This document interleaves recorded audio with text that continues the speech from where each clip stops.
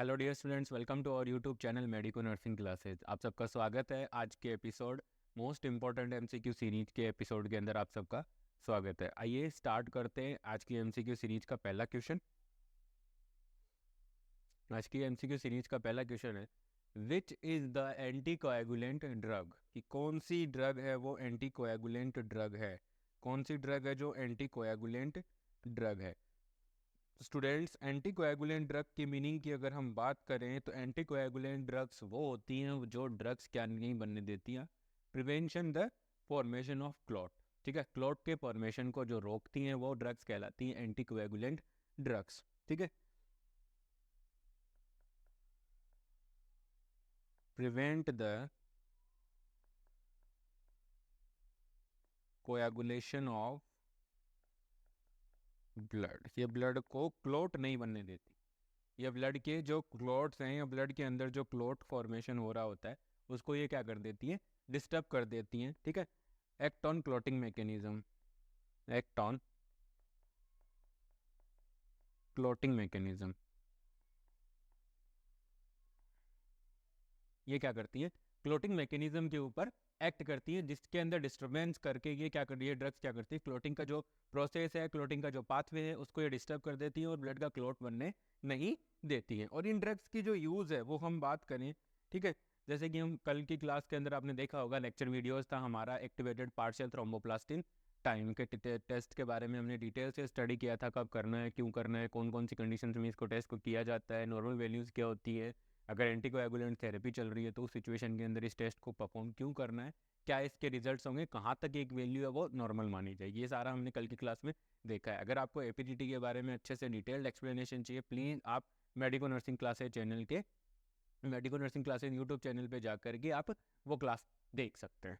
ठीक है, तो हम ये बात कर रहे हैं एंटीकोएगुलेंट ड्रग्स है, तो एंटीकोएगुलेंट ड्रग्स है वो कार्डियोवास्कुलर डिसऑर्डर्स में, कार्डियोवास्कुलर कार्डियोवास्कुलर डिसऑर्डर्स, ये क्या करती हैं, कार्डियोवास्कुलर डिसऑर्डर्स के अंदर काम आती हैं। साथ के साथ neurological neurological neurological disorders, neurological disorders में भी ये ड्रग्स क्या आती हैं, काम में आती हैं, जिनके अंदर क्या किया जाता है, ब्लड को थिनर, इनको ब्लड थिनर भी बोला जाता है।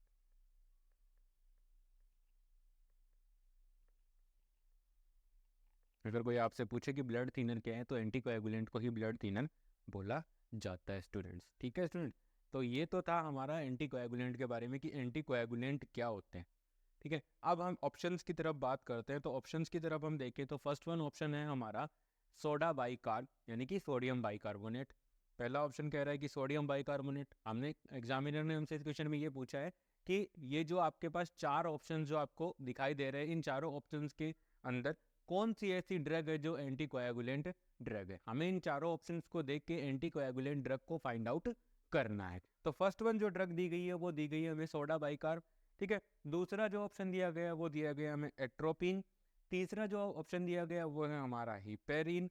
और चौथा जो ऑप्शन है वो हमारा डाइज़ापाम। अगर किसी स्टूडेंट ने कल की एपीजीटी की क्लास अच्छे से ली है तो वो इस क्वेश्चन का आंसर आराम से दे सकता है, एक टिक के अंदर वो इसको आंसर कर सकता है, उसको कोई कन्फ्यूजन नहीं होगी। ठीक है स्टूडेंट, तो हम इसके वन बाय वन सारे ऑप्शंस को हम पूरा अच्छे से डेरिवेटिवली स्टडी करते हैं। फर्स्ट वन है sodium bicarbonate.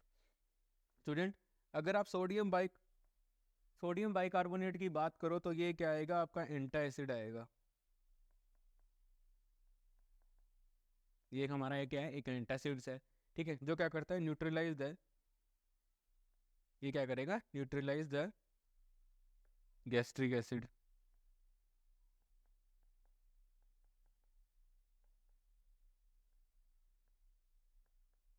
Neutralise the gastric acid.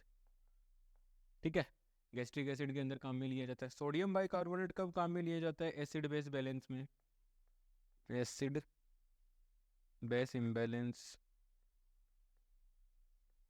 Acid base imbalance के केस के अंदर सोडियम बाइकार्बोनेट काम में लिया जाता है। ठीक है, तो ये ड्रग तो एंटासिड्स के जैसे काम करती है, तो सोडियम बाइकार्बोनेट तो नहीं है जी।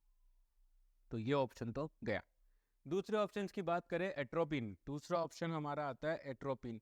तो स्टूडेंट्स अगर एट्रोपिन की अगर आप बात करोगे, स्टूडेंट्स अगर आप एट्रोपिन की बात करते हो, एट्रोपिन क्या है? एक एंटीकोलिनर्जिक ड्रग है।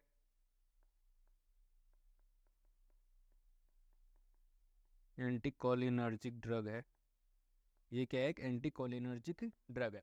ये एक एंटीकोलिनर्जिक ड्रग है। एंटीकोलिनर्जिक ड्रग होने की वजह से ये क्या करती है?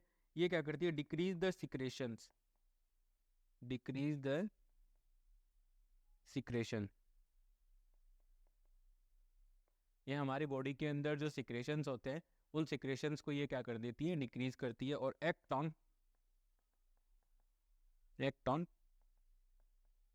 Autonomic, act on autonomic nervous system,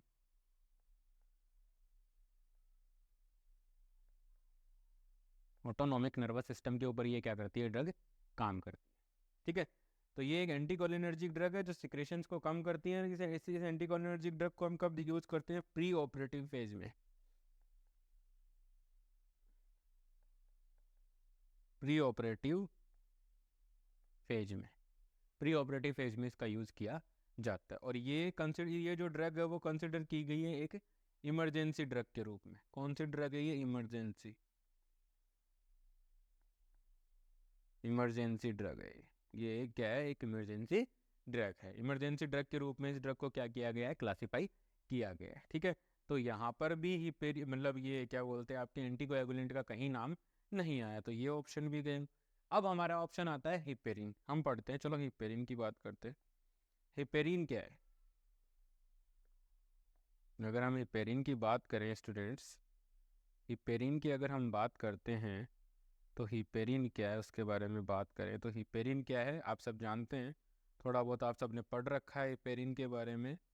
ठीक है, तो हम बात करते हैं हिपेरिन की। हिपेरिन की अगर आप बात करोगे तो हिपेरिन क्या है? एंटीकोएगुलेंट ड्रग है। हिपेरिन क्या है? कि एंटीकोएगुलेंट, एंटीकोएगुलेंट ड्रग है। हिपेरिन क्या है? कि एंटीकोएगुलेंट ड्रग है। और ये हिपेरिन एंटीकोएगुलेंट ड्रग होने के साथ साथ ये क्या करती है? साथ साथ इसको ब्लड थिनर भी बोला जाता है। ब्लड थिनर भी इसको बोला जाता है। ठीक है, तो हिपेरिन क्या है? एंटीकोएगुलेंट है। और इसका यूज कब किया जाता है? In case of Venus thrombosis, Venus Venus thrombosis, thrombophlebitis, thrombophlebitis के केस में इसका यूज किया जाता है। एक DIC, डिसिमिनेटेड इंट्रावेस्कुलर कोयागुलोपैथी, इस केस के अंदर भी हिपेरिन का यूज किया जाता है। तो ये सारे डिसऑर्डर्स हैं जिनके अंदर हिपेरिन का यूज किया जाता है। दूसरा मैं आपको हिपेरिन के बारे में बात बताऊं, ठीक है, अगर मैं आपको हिपेरिन के बारे में कुछ और बताने की कोशिश करूं या हिपेरिन के बारे में आपको कुछ और बताऊं, तो स्टूडेंट्स हिपेरिन की अगर हम बात करें तो ABG सैंपल, ABG का हम सैंपल लेते हैं। जब भी हम ABG arterial blood gas analysis के लिए सैंपल लेते हैं तो हम क्या करते हैं? We use a heparinized syringe. हमें क्या करना होता है? एक हिपेरिनाइज्ड सिरिंज है वो यूज़ करनी होती है। Use heparinised syringe, heparinised syringe का यूज करना होता है। और हिपेरिन है, हिपेरिन एंटीकोएगुलेंट है, एंटीकोएगुलेंट करते हैं। तो हिपेरिन की इफेक्टिवनेस को पता लगाने के लिए हम टेस्ट करते हैं APTT, activated partial thromboplastic time. इसकी नॉर्मल वैल्यू होती है 30 to 40 सेकेंड्स। ठीक है, 30 to 40 सेकेंड्स APTT की क्या होती है? नॉर्मल वैल्यू होती है। लेकिन अगर किसी पेशेंट ऑन हिपेरिन थेरेपी, अगर हमारा पेशेंट हिपेरिन थेरेपी पे है तो उस सिचुएशन के अंदर क्या होगा स्टूडेंट? देखिएगा, patient on heparin therapy, patient on heparin therapy, अगर हमारा पेशेंट हिपेरिन थेरेपी के ऊपर है तो ये 1.5 से 2.5 गुना बढ़ जाएगी टाइम। मतलब अगर ये हिपेरिन थेरेपी पे है तो एपीटीटी की जो वैल्यूज़ हैं, जो नॉर्मल वैल्यू है वो 1.5 से 2.5 गुना इंक्रीज हो जाती है, वहाँ तक 2.5 गुना तक वो क्या है, सब नॉर्मल है। मतलब अगर 60 टू 80 सेकेंड्स आपके हैं तब तक सब कुछ नॉर्मल है, बट बियॉन्ड द 80, बियॉन्ड 80, अगर 80 सेकेंड से ज़्यादा आपका 80 सेकेंड से ज़्यादा आपका एपीटीटी आ रहा है, अगर एपीटीटी का रिजल्ट हिपेरिन थेरेपी के साथ साथ 80 सेकेंड से ज़्यादा आ रहा है तो वहाँ पर रिस्क ऑफ ब्लीडिंग इंक्रीज हो जाता है, रिस्क ऑफ ब्लीडिंग इंक्रीज हो जाता है, रिस्क ऑफ ब्लीडिंग है वो क्या हो जाता है स्टूडेंट्स, इंक्रीज हो जाता है। साथ ही साथ अगर हम बात करें कि हिपेरिन है तो हिपेरिन क्या करेगा, हिपेरिन है तो हिपेरिन के अंदर हम क्या कर सकते हैं, एंटीडोट। ठीक है, पेशेंट को अगर हम दे रहे हैं तो टॉक्सिसिटी भी होने के काफ़ी ज़्यादा चांसेस होते हैं, तो उस सिचुएशन के अंदर हमें हिपेरिन का एंटीडोट पता होना ज़रूरी होता है।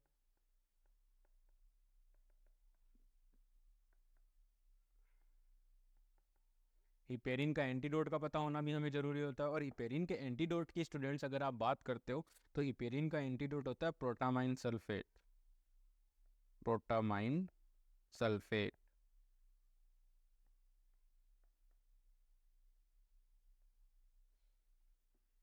ठीक है, तो ये सारा कुछ है हिपेरिन के बारे में। और भी है, धीरे धीरे जैसे जैसे आगे बढ़ते जाएंगे वैसे वैसे हम सारी चीज़ों को और डेरिवेटिव तरीके से अच्छे से पढ़ते जाएंगे। तो ये है हमारा हिपेरिन के बारे में। और हिपेरिन क्या है, एक एंटीकोएगुलेंट ड्रग है। हिपेरिन क्या है स्टूडेंट्स, एक एंटीकोएगुलेंट ड्रग है। और हमने एग्जामिनर ने हमसे इस क्वेश्चन में यही पूछा है कि हमें फाइंड आउट करना है कि एंटीकोएगुलेंट ड्रग है वो कौन सी होती है। तो इसका राइट आंसर है हिपेरिन। एक ऑप्शन बच गया, उसके बारे में और देख लेते हैं। वैसे ये है तो नहीं, आपको ही पता चल गया जो राइट आ गया, एक ही राइट होना ही, चारों में से एक ही राइट आंसर होगा। अब एक ऑप्शन बच गया हमारा डाइज़ेपाम। डाइज़ेपाम की अगर स्टूडेंट्स आप बात करते हो, डाइज़ेपाम की अगर आप बात करते हो स्टूडेंट्स, तो डाइज़ेपाम की अगर हम बात करें तो मैं आपको बताना चाहूँगा कि डाइज़ेपाम क्या है। डाइज़ेपाम, डाइज़ेपाम्स आर सेडेटिव ड्रग्स है,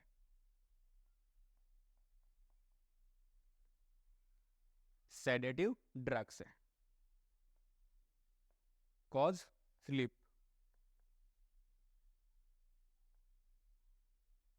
कॉज स्लीप, इनकी वजह से हमें क्या आती है, नींद आती है। और ब्रेन पे ये ड्रग्स क्या करती हैं, ब्रेन पे कूल एंड काम इफेक्ट होता है इनका,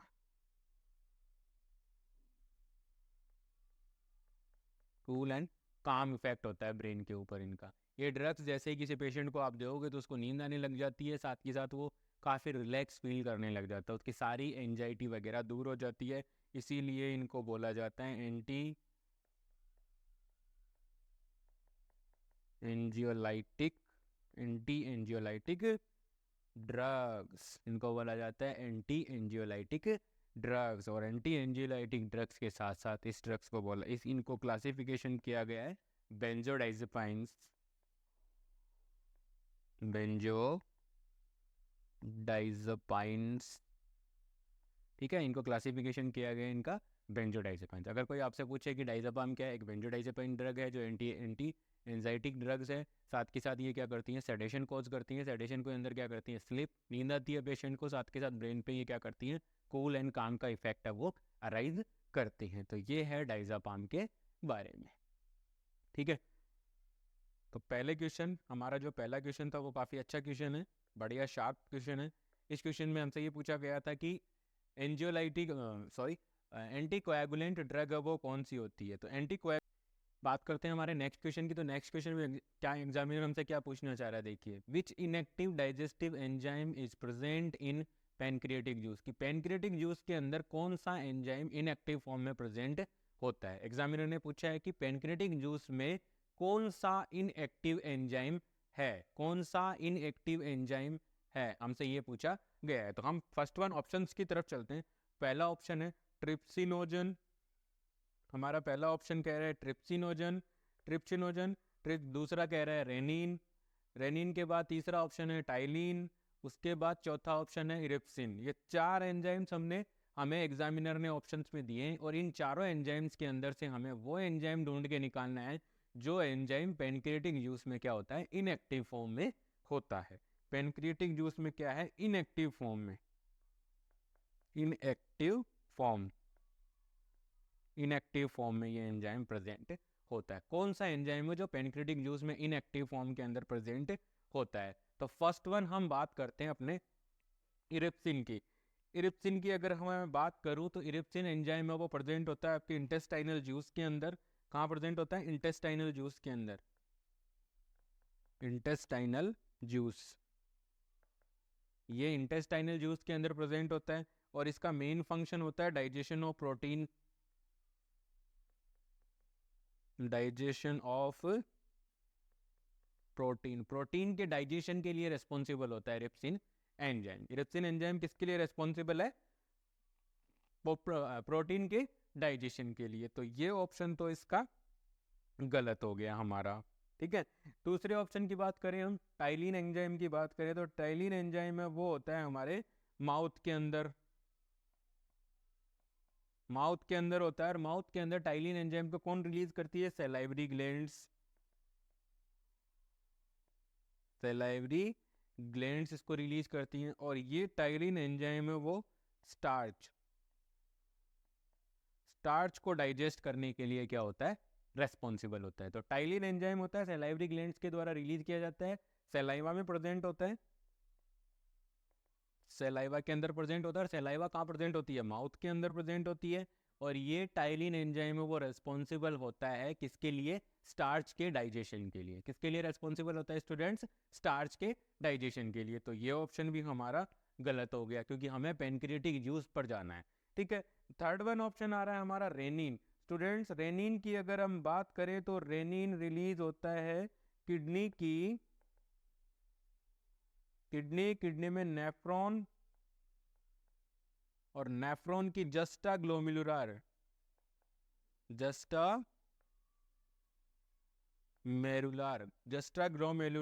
सेल्स होती हैं। इन सेल्स के द्वारा रेनिन है वो रिलीज किया जाता है, ठीक है। रेनिन है वो क्या किया जाता है स्टूडेंट्स? रिलीज किया जाता है। और रेनिन जब रिलीज किया जा रहा है, तो ये रेनिन क्या करता है? ब्लड प्रेशर कंट्रोल में हेल्प करता है, BP control, blood pressure control. आप सबने पढ़ा होगा रेनिन एंजियोटेंसिन कन्वर्टिंग पाथवे। कौन सा पाथवे? Renin angiotensin pathway.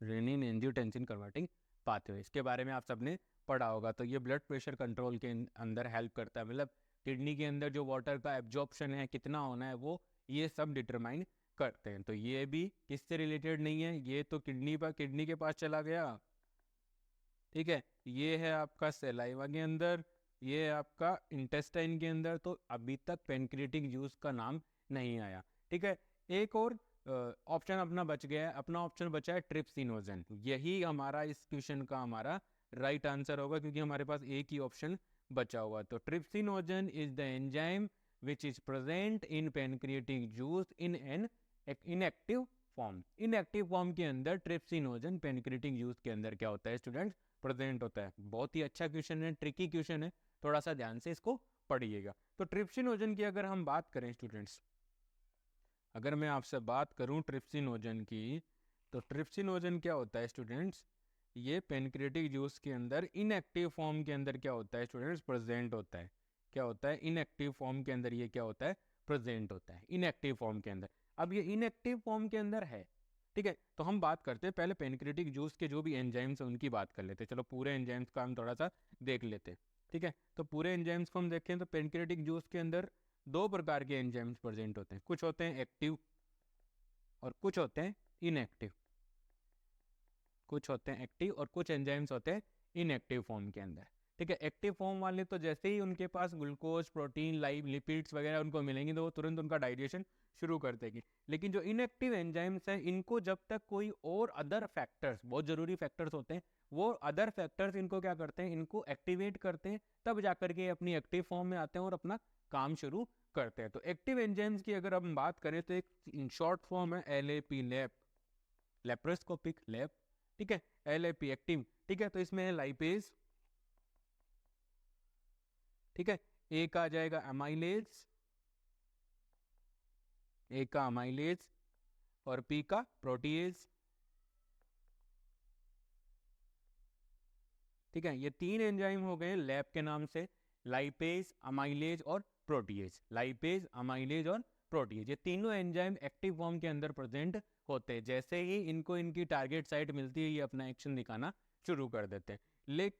लेकिन स्टूडेंट्स कुछ ऐसे इंपॉर्टेंट एंजाइम्स होते हैं, वो क्या होते हैं, इनएक्टिव फॉर्म के अंदर क्या होते हैं, प्रेजेंट होते हैं। तो उनके अंदर हमें एक फॉर्मूला है हमारा PCT, प्रॉक्सिमल कन्वोलेटेड ट्यूब्यूल्स, जो कि नेफ्रॉन का पार्ट है, आप याद रख सकते हो, ये मैनोमिक के रूप में PCT। अब PCT के अंदर देखिए प्रोकार्बोक्सी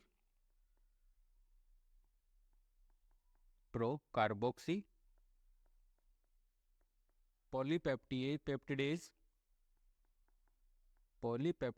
एंजाइम, पहला प्रोकार्बोक्सी पॉलीपेप्टिडेज एंजाइम, ये इनएक्टिव फॉर्म के अंदर प्रेजेंट है। दूसरा आता है आपका काइमोट्रिप्सिनोजन,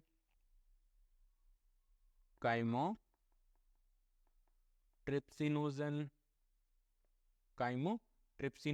और एक थर्ड वन बचता है हमारा ट्रिप्सिनोजन।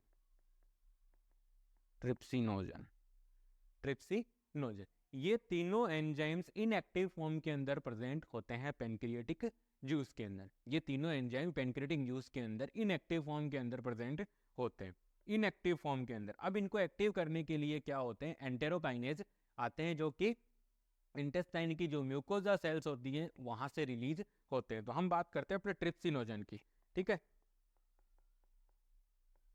ट्रिप्सिनोजन, ये आ गया ट्रिप्सिनोजन। अब ट्रिप्सिनोजन है, उसको क्या करना पड़ेगा स्टूडेंट्स, एक्टिव करना पड़ेगा। तो वो एक्टिव करने के लिए, ट्रिप्सिनोजन को एक्टिव करने के लिए यहाँ पर आएंगे एंटेरोकाइनेज,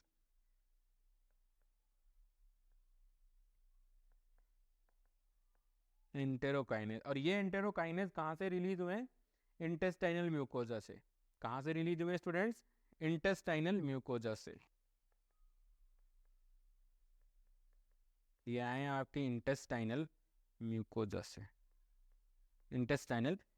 से, और ये एंटेरोकाइनेज इस ट्रिप्सिन को एक्टिव करके ट्रिप्सिनोजन को ट्रिप्सिन में कन्वर्ट कर देते हैं, ट्रिप्सिन में ये क्या कर देते हैं, कन्वर्ट कर देते हैं। और ट्रिप्सिन क्या है, ट्रिप्सिनोजन की एक्टिव फॉर्म है। ये क्या है, इसकी एक्टिव फॉर्म, ये ट्रिप्सिनोजन की क्या है, एक्टिव फॉर्म है, जिसके अंदर ट्रिप्सिनोजन अपना काम करता है। और जो भी डाइजेशन के लिए होता है, जो भी जिसके लिए भी ये ट्रिप्सिनोजन रेस्पॉन्सिबल होता है प्रोटीन वगैरह के लिए, तो वो उन सब का ये क्या करता है, डाइजेशन करता है। तो ये है हमारे इस क्वेश्चन का राइट आंसर कि पेनक्रियाटिक जूस के अंदर कौन सा ऐसा एंजाइम है जो इनएक्टिव फॉर्म में प्रेजेंट होता है। ट्रिप्सिनोजन वो ही एंजाइम है जो पेनक्रियाटिक जूस के अंदर क्या होता है, इनएक्टिव फॉर्म में होता है। रेनिन की बात करें तो रेनिन तो जस्टा ग्लोमेरुलर सेल से हो रहा था, और वहां से वो क्या कर रहा था, ब्लड प्रेशर कंट्रोल के लिए रेस्पॉन्सिबल है। टाइलिन एंजाइम की अगर हम स्टूडेंट्स अगर बात करते हैं तो सेलाइवरी ग्लैंड रिलीज करती हैं, माउथ के अंदर सेलाइवरी ग्लैंड्स होती हैं, जिनके अंदर क्या होता है, जो क्या होती है, जो स्टार्च के डाइजेशन के लिए जो रिस्पॉन्सिबल एंजाइम है टाइलिन, उसको रिलीज करते हैं। रिप्सिन एंजाइम की अगर हम बात करें, तो ये होता है अपना इंटेस्टाइनल जूस के अंदर प्रेजेंट होता है, और इंटेस्टाइनल जूस के अंदर प्रेजेंट होने की वजह से ये क्या कर रहा है, हमने प्रोटीन के डाइजेशन के लिए रेस्पॉन्सिबल होता है। आई होप आप सबको समझ में आया होगा। मैं यहाँ पर आपको एक चीज़ और बताना चाहूँगा, एक एंजाइम आपने नाम सुना हो स्टूडेंट्स, मैं आपको बताना चाहूँगा, एक एंजाइम होता है रेनिन। ये एंजाइम हमारे ह्यूमन बॉडी के अंदर स्टमक की सेल से रिलीज होता है, स्टमक की सेल से रिलीज होता है। जो ये रेनिन एंजाइम है वो कहाँ से रिलीज होता है, एक रेनिन रिलीज होता है किडनी की जस्टा ग्लोमेरुलर सेल से, और एक रेनिन एंजाइम होता है वो रिलीज हो रहा है आपका, कहाँ से रिलीज हो रहा है, स्टमक की सेल से। और ये स्टमक की सेल से रिलीज होकर के ये एंजाइम रेस्पॉन्सिबल होता है मिल्क के डाइजेशन के लिए, मिल्क के डाइजेशन के लिए ये रेस्पॉन्सिबल होता है। तो जो यंग चिल्ड्रंस होते हैं, यंग चिल्ड्रंस उनके अंदर ये एंजाइम क्या होता है, काफ़ी ज़्यादा मात्रा के अंदर प्रेजेंट होता है। जैसे कि जो नियोनेट्स होते हैं, इन्फेंट्स होते हैं, टोडलर्स होते हैं, वो मिल्क बहुत ज़्यादा मिल्क पे डिपेंडेंट रहते हैं, ब्रेस्ट फीडिंग के ऊपर डिपेंडेंट रहते हैं। तो उस सिचुएशन के अंदर क्या होता है, उनके स्टमक से क्या होता है, रेनिन है वो काफ़ी ज़्यादा सीक्रेट होता है, मिल्क के डाइजेशन के लिए ज़रूरी होता है। ठीक है, और ये रेनिन एक्टिव फॉर्म में आता है HCl की वजह से। ठीक है, स्टमक में HCl होता है, तो रेनिन रेनिन रेनिन एंजाइम जैसे ही स्टमक की सेल से रिलीज होगा, वहाँ से तुरंत HCl के कांटेक्ट में आएगा और वहाँ से क्या हो जाएगा, वो एक्टिव होगा और मिल्क के डाइजेशन के लिए रेस्पॉन्सिबल है और मिल्क का डाइजेशन करता है। तो ये है हमारा आज का question. Which enzyme found in inactive form in the pancreatic juice, trypsinogen enzyme. Students, आज की क्लास में इतना ही। आई होप मेरे द्वारा प्रोवाइड किए जा रहे लेक्चर वीडियोस और MCQ नर्सिंग की क्लासेज हैं, वो आप लोगों की नर्सिंग ऑफिसर रिक्रूटमेंट एग्जामिनेशन की प्रिपरेशन में आपकी हेल्प कर रही होंगी।